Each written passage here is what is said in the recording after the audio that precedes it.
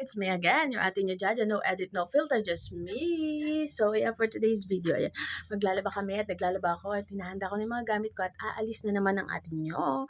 Siyempre, ay kailangan mag-sacrifice muna para sa pangarap. O, diba? May pangarap ba kayo? So, let's talk about pangarap. So, if may pangarap kayo, i-pursue nyo na. Kasi ayun ang magiging resulta ng inyong hinaharap. Future, kumbaga. At kung may partner kayo, isama niyo yung partner nyo sa magiging pangarap nyo. Mag-usap kayo. Masarap mangarap habang nabubuhay. Pero mas masarap mangarap kung kasama mo siya. Kasama mo yung taas, yung may likha, may kapal, o si God, si Papa Jesus. Kasi without them, without Him, hindi natin magagawa ang mga bagay na yon. Kasi maraming pagsubok, maraming hahadlang.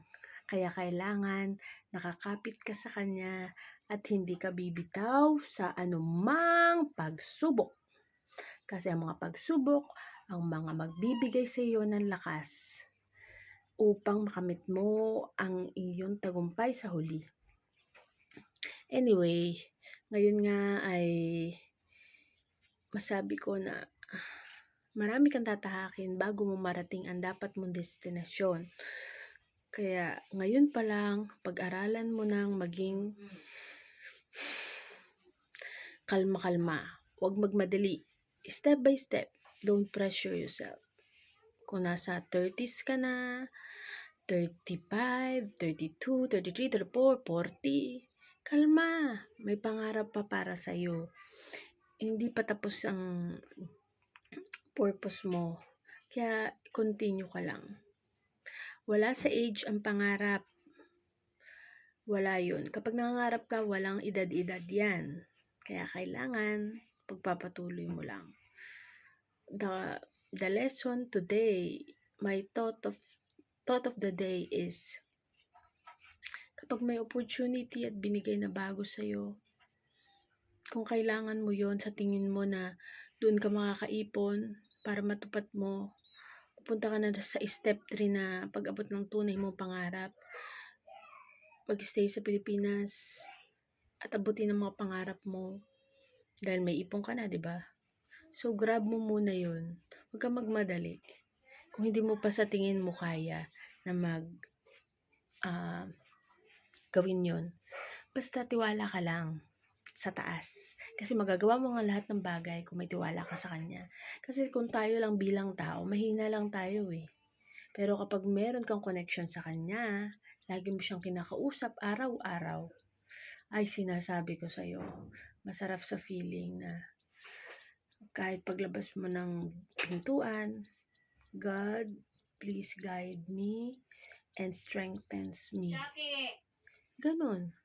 So, based on my experience when I was working in a cruise ship, every time that I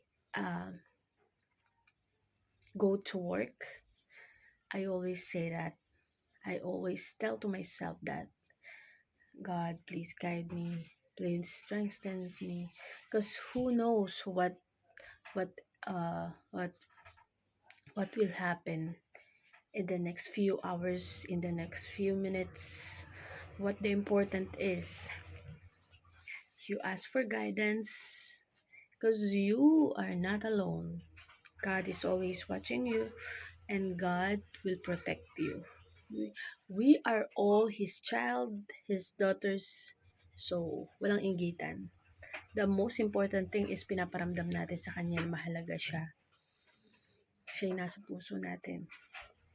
Kasi yun yung pinaparamdam niya sa atin. Hindi siya selfish. Kahit nagkakamali ka, He forgives us. Sa Kanya ka matatakbo. Sa Kanya ka may kalakasan tumakbo sa mga bagay-bagay.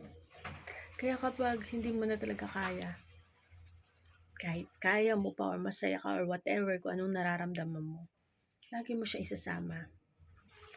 Kailangan involved siya sa lahat ng bagay. Okay?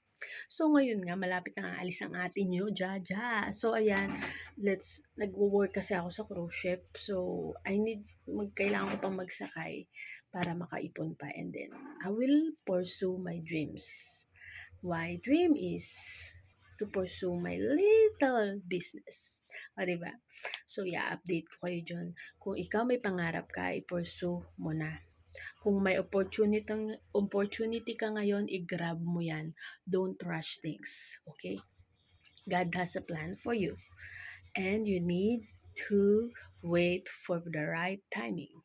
Okay? Bye! See you in my next vlog. Don't forget to subscribe, like, and share. Comment down below if natupad mo na ang dreams mo. Bye!